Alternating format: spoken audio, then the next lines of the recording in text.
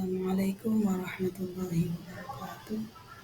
Perkenalkan, nama saya Tri Fatmawati dari kelas A17 PJJ PAI Syekh Cyber Ain Syekh Nurjati Cirebon.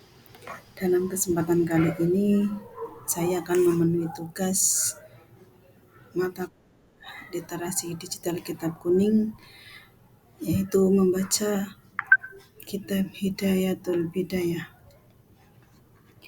Langsung saja kita mulai. Bismillahirrahmanirrahim.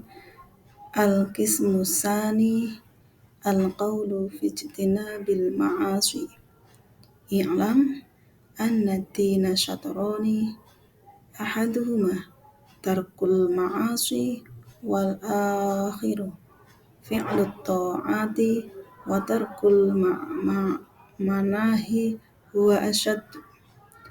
Fatta'atu yaqdiru 'alaiha kullu ahadin wa tarku syahawati la yaqdiru 'alaihi illa siddiqun.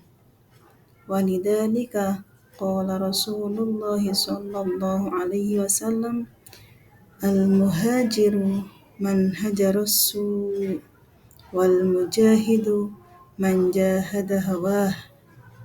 Wa'lam annaka innama ta'sillaha ta'ala bijawarihika wa hiya ni'matun minallahi 'alaika wa amanatun ladaika.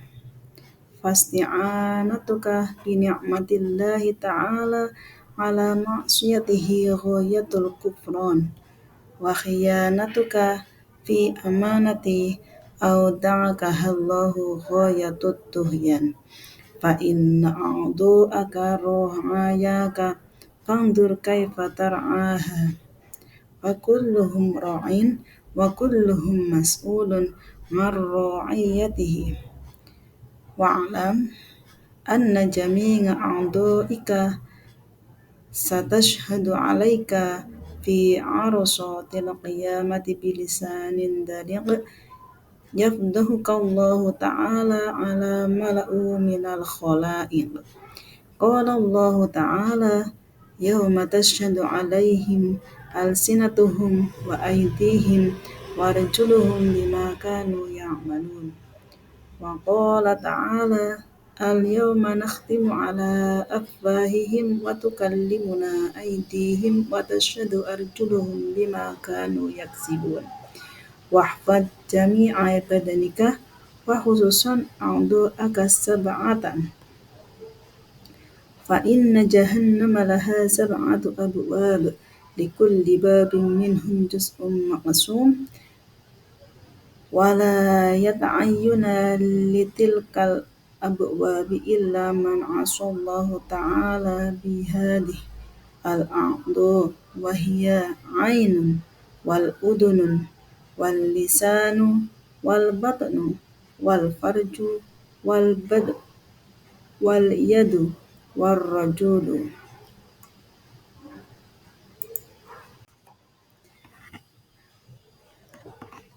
Bagian yang kedua dari kitab Bidayatul Hidayah, yakni meninggalkan maksiat. Ketahuilah bahwa agama Islam terdiri dari dua bagian. Yang pertama, meninggalkan apa yang dilarang dan melakukan amal ketaatan. Meninggalkan amal yang dilarang jauh lebih sulit karena melakukan amal ketaatan dapat dilakukan oleh setiap orang. Sedangkan meninggalkan syahwat hanya bisa diwujudkan oleh mereka yang tergolong syahid. Oleh karena itu, Rasulullah bersabda, orang yang berhijrah adalah yang meninggalkan keburukan, sedangkan orang yang berjihad adalah yang berjuang melawan hawa nafsunya. Ketahuilah bahwa ketika engkau bermaksiat, sesungguhnya engkau melakukan maksiat tersebut dengan anggota badanmu, padahal ia merupakan nikmat dan amanat yang Allah berikan kepadamu. Mempergunakan nikmat Allah dalam rangka bermaksiat kepada Allah adalah puncak dari kekufuran, karena di situ itu tidak mensyukuri nikmat Allah dan berkhianat terhadap amanat yang dititipkan oleh Allah kepadamu betul-betul merupakan perbuatan yang melampaui batas. Anggota badanmu adalah rakyat dan gembalaanmu, maka perhatikanlah dengan baik bagaimana kamu menggembalakan mereka. Masing-masing dari kalian adalah pemimpin, dan setiap pemimpin nanti akan bertanggung jawab atas yang dipimpinnya. Sadarlah bahwa semua anggota badanmu akan menjadi saksi atasmu pada hari kiamat dengan lidah yang fasih. Ia akan menyingkap rahasiamu di hadapan semua makhluk. Allah Subhanahu wa Ta'ala berfirman, pada hari di mana lidah, tangan, dan kaki menjadi saksi atas perbuatan yang kalian lakukan. Surat An-Nur ayat 24. Allah berfirman, pada hari ini kami tutup mulut mereka, sedangkan tangan mereka berbicara pada kami, dan kaki mereka menjadi saksi apa yang atas mereka kerjakan. Surat Yasin ayat 65.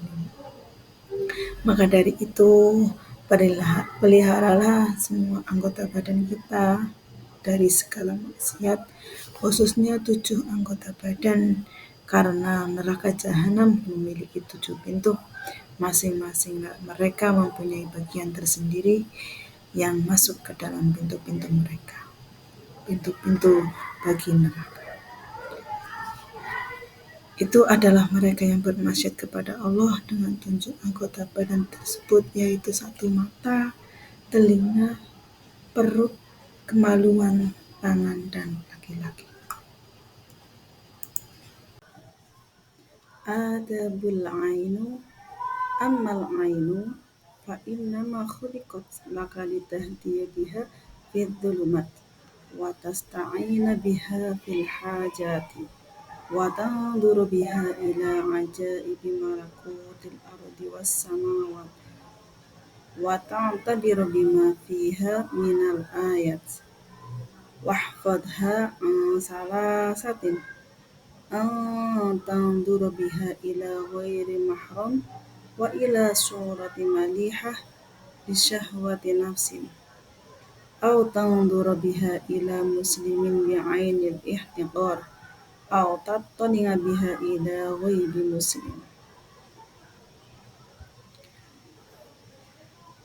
Untuk yang pertama yaitu adabnya mata.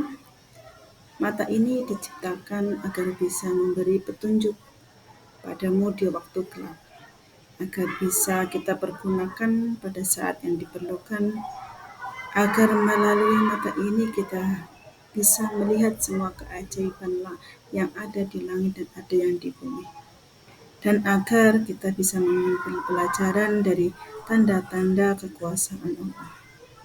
Untuk itu, peliharalah matamu dari 4 hal. Melihat yang bukan mahramnya, yang pertama. Yang kedua, melihat gambar yang bagus dengan syahwat.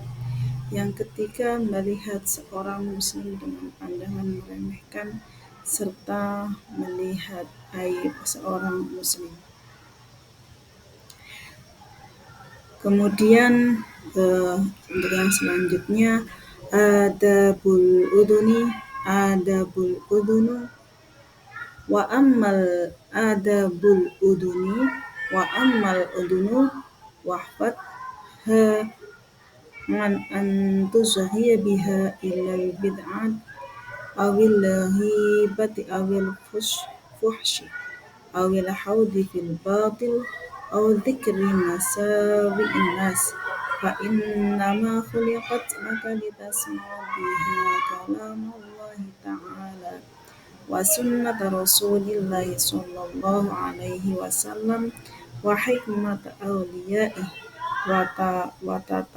wa tatawassala biha ila istifadatil ilm litanala bihal mulkul muqima wan na'imi da'im fa idza suwaita biha ila syai'in minal makarih soro ma kana laka alaika wa qalaba ma kana sababa fawzik fa soro sababa halaika wa hadha ghayatul husran wala tadunnana annal ithma yakhtassu bihil qailu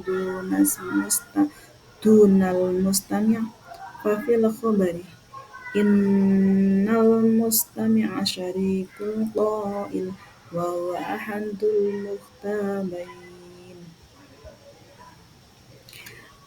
Untuk yang kedua yaitu adabnya kita mempunyai telinga. Telinga di sini adapun telinga kita disuruh untuk memelihara telinga. Bagaimana caranya? Peliharalah ia agar tidak mendengarkan bid'ah, agar tidak mendengarkan hibah, perkataan keji, takut pada kebatilan atau kejelekan orang.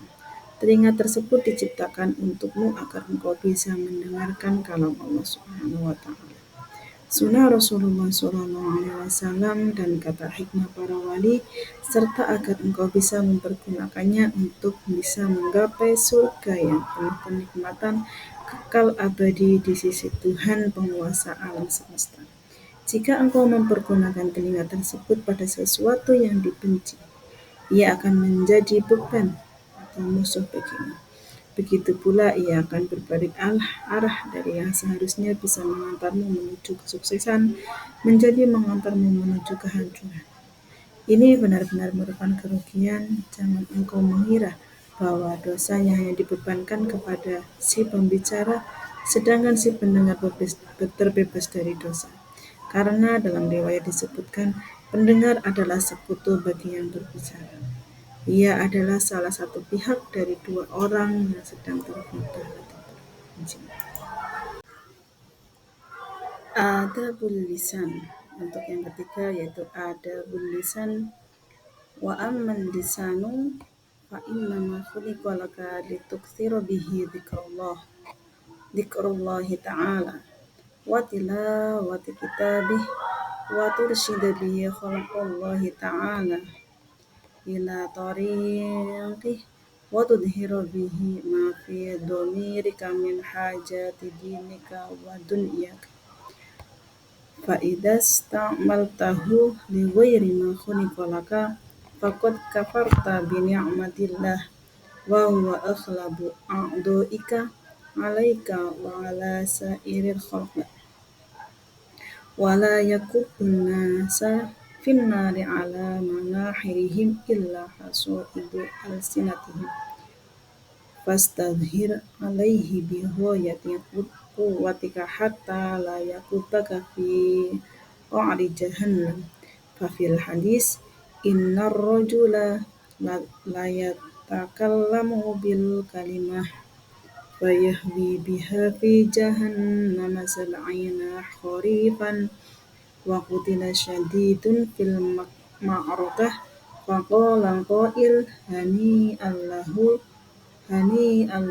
jannah faqala an-nabiy sallallahu alaihi wasallam wa ma yudrika la'allahu kana yatakallamu fiha la yan'ih wa yabkhalu bima la yughnih.